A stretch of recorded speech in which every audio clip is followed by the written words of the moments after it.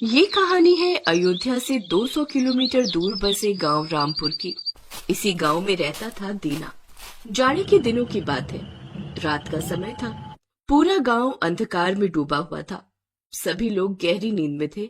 तभी दीना को कुछ खटपट की आवाज सुनाई दी। उसने अपनी पत्नी गीता को जगाते हुए धीरे से कहा, गीता, ओ गीता, अरे गीता, अरे जागना। गीता हड़बड़ाकर उठ बैठी। क्या हुआ जी? इतनी रात को आप इस तरह क्यों जगा रहे हैं मुझे? अरे भाग्यवान, धीरे बोल, धीरे। क्या हुआ? मैंने बाहर खटपट की आवाज सुनी है और दो लोगों को बातें करते हुए भी सुना है। मुझे पक्का यकीन है कि वे दोनों के दोनों चोर हैं। चोर? पर चोरों को हम गरीब लोहार के यहाँ क्या मिलेगा? यहाँ खाने का अनाज तो मुश्किल से जुटता है हमारे पास। वो ये बातें कर ही रहे थे कि तभी एक बार फिर से उन दोनों को चोरों की आवाज आई। इस बार जो हमने चोरी की है, इसके बाद पूरी जिंदगी चोरी करने की जरूरत नहीं पड़ेगी। ठीक कह रहे हो भाई, बस इस मूर्ति को बेचने का इंतजाम हो जाए। अरे तुम चिंता मत करो, मैंने एक आदमी से पहले ही बात कर रखी है। वो इस मूर्ति के अच्छे खासे दाम हमें दिलवाने वाला है। अच्छे खासे दाम तो मिलने ही है। ये कोई मामूली मूर्ति थोड़ी ही है, ये तो बहुत ही खास मूर्ति है। चोरों की बात को सुनकर दीना और गीता दोनों के कान खड़े हो गए। उन्होंने अपनी झोपड़ी से झांककर बाहर देखने की कोशिश की, लेकिन उन्हें कुछ दिखा नहीं। गीता, पता नहीं इन लोगों ने क्या चुराया है ऐसा। कोई मूर्ति की बात कह रहे हैं वे दोनों, पर कौन सी मूर्ति है वो? दोनों ये बातें कर ही रहे थे कि तभी अचानक एक रोशनी सी चमकी। उस काली अंधेरी रात में ऐसा लगा कि उजाला हो गया हो। उस रोशनी में दीना और गीता ने जो देखा, उसे देखकर उनकी आंखें फटी की फटी रह गई। सुनते हो जी, ये तो भगवान की मूर्ति है, भगवान राम की। लेकिन ये मूर्ति कहाँ से चुरा लाए ये? गीता दीना से ये कही रही थी कि तभी उन चोरों में से एक ने कहा कि भाई, बस जल्दी से सुबह हो जाए और हम ये मूर्ति ठिकाने लगा दे। पता है ना कितनी मुसीबत और जान को हथेली पर रखकर हमने ये चोरी की है। हाँ भाई, पता है। इतना आसान नहीं था, इतनी सख्त सुरक्षा और सीसीटीवी के बीच से अयोध्या के राम मंदिर से रामचंद्र जी की मूर्ति चुराना। दीना ने जैसे ही सुना उसके होश उड़ गए। भगवान रामचंद्र जी उसके आराध्य देव थे। दोनों पति पत्नी कुछ दिनों बाद अयोध्या रामचंद्र जी के दर्शन करने जाने वाले थे। लेकिन अब ये क्या हो गया? ये सोचकर उनके दिमाग ने काम करना बंद कर दिया। गीता, ये तो अनर्थ कर दिया इन चोरों ने। हमारे राम जी की मूर्ति चुरा ली इन्होंने, हमारे भगवान राम की। अरे सालों के इंतजार के बाद तो राजा राम मंदिर में आए हैं और इन चोरों ने ये क्या कर दिया। हमें कुछ करना होगा जी। हम इस तरह अपने प्रभु श्री राम को इन चोरों को ले जाने नहीं दे सकते। गीता ये बोल ही रही थी कि तभी दीना ने पास रखा डंडा उठाया और अपनी झोपड़ी का दरवाजा खोल उन चोरों के सामने खड़ा हो गया। मेरे रहते हुए मेरे प्रभु श्री राम को मैं तुम लोगों को कहीं ले जाने नहीं दूंगा। अच्छा, क्या करेगा तू? तुम्हें पता है हम कौन है? तुम कोई भी हो, मेरे प्रभु श्री राम को मैं तुम्हें ले जाने नहीं दूंगा। ये कहकर दीना उन चोरों से भिड़ गया। अरे, इस मूर्ति के लिए हमने अपने जीवन को संकट में डाला है, तुम्हें पता है? इसके लिए तो हम किसी की जान भी ले सकते हैं। ये कहकर चोर ने अपनी कमर में छिपाया चाकू निकाला और दीना के पेट में मारने ही वाला था। तभी उसकी पत्नी गीता बीच में आ गई और चाकू उसके पेट में घुस गया। आ आ आ गीता जमीन पर गिरकर तड़पने लगी। देख, जो हाल मैंने तेरी पत्नी का किया है वही तेरा कर दूंगा, इसीलिए अभी भी समय है, हमारे रास्ते से हट जा। नहीं, आप इन चोरों को छोड़ना मत छोड़ना। ये कहकर गीता ने दम तोड़ दिया। गीता, बदमाशो, मैं छोड़ूंगा नहीं, तुम लोगों को नहीं छोड़ूंगा। ये कहकर दीना फिर से उन चोरों से भिड़ गया। तभी उसने देखा कि वहां पर अचानक रोशनी हो गई है और वो मूर्ति हवा में उड़कर कुछ कहती है। दीना, मुझे इनके हाथ मत लगने देना। दीना ने जब मूर्ति के मुंह से ये सुना तो उसकी आंखें भर आई।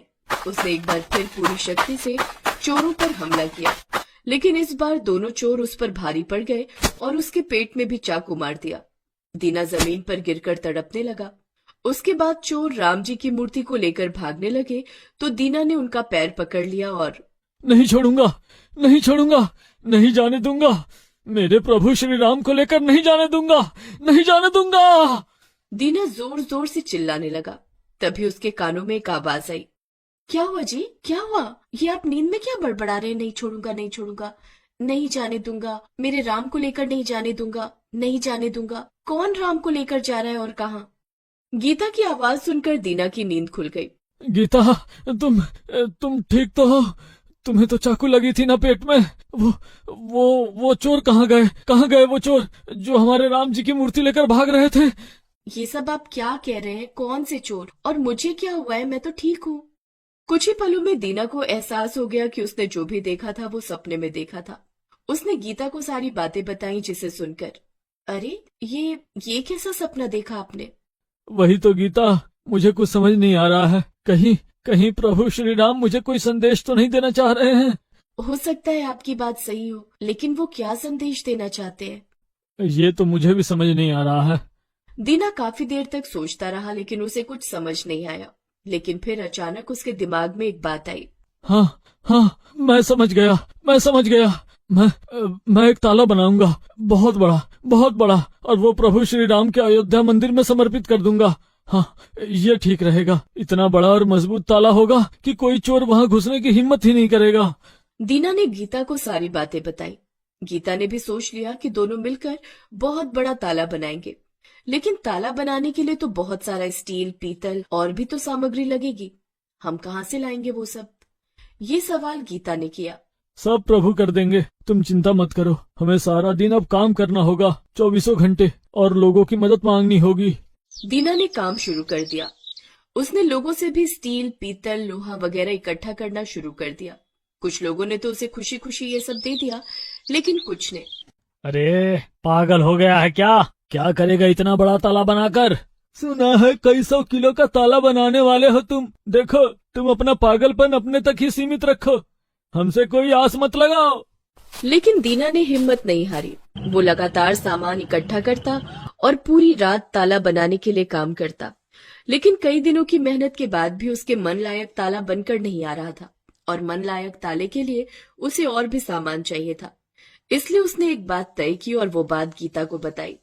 ठीक है, आप बिल्कुल सही सोच रहे हैं। हम अपनी ये झोपड़ी और ये जगह गांव के साहूकार को बेच देते हैं। उससे हमें जो पैसे मिलेंगे उससे हम विशाल ताला बनाएंगे। दीना ने अपनी झोपड़ी और जगह बेच दी और उससे मिले पैसों से ताला बनाने के लिए सामग्री खरीदी। कई दिनों की मेहनत के बाद उसने 400 किलो का ताला तैयार कर लिया। जय सिया राम, जय सिया राम। आखिरकार मेरी मेहनत का फल मुझे मेरे राम ने दे दिया। दीना के उस अद्भुत ताले की बात जल्दी ही पूरे गांव में फैल गई। सभी दीना की तारीफ करने लगे। ताला तैयार करके दीना और उसकी पत्नी ताले को एक बड़ी सी बैलगाड़ी में लादकर अयोध्या की ओर चल पड़े। जिधर से भी वो ताला लेकर निकलते, लोग अपनी आंखें फाड़े उन्हें देखते। जब लोगों को ये पता लगा कि राम मंदिर के लिए बने इस ताले के लिए दीना ने अपना सब कुछ बेच दिया है, तो हाँ सरला, सही कह रही हूँ मैं, दीना ने अपना सब कुछ बेच दिया है इस ताले के लिए। तब तो ये बहुत बड़ा भक्त है हमारे राम जी का। दीना के ताले की चर्चा तो अब सबकी जुबान पर थी। पूरे भारत में उसकी बातें हो रही थी। जब वो राम मंदिर पहुंचा और अपना ताला वहां के पुजारी को अर्पित किया तो धन्य हो दीना, आज के समय में ऐसा कौन करता है कि ईश्वर के लिए अपना सब कुछ न्यौछावर कर दे। सच में तुम बहुत बड़े राम भक्त हो। मंदिर की ओर से आज के बाद तुम्हारे रहने का प्रबंध यहीं किया जाएगा। तुम यहीं रहकर प्रभु की सेवा करोगे। जब दीना का ताला भगवान राम जी के मंदिर में अर्पित किया जा रहा था तो सभी लोग भगवान राम की जय जयकार तो कर ही रहे थे, दीना की जय भी बोल रहे थे। दीना ये सब सुनकर अपने प्रभु श्री राम को देख रहा था और प्रभु श्री राम भी उसकी ओर प्रेम भरी दृष्टि से देख रहे थे। दीना की आंखों में खुशी के आंसू थे।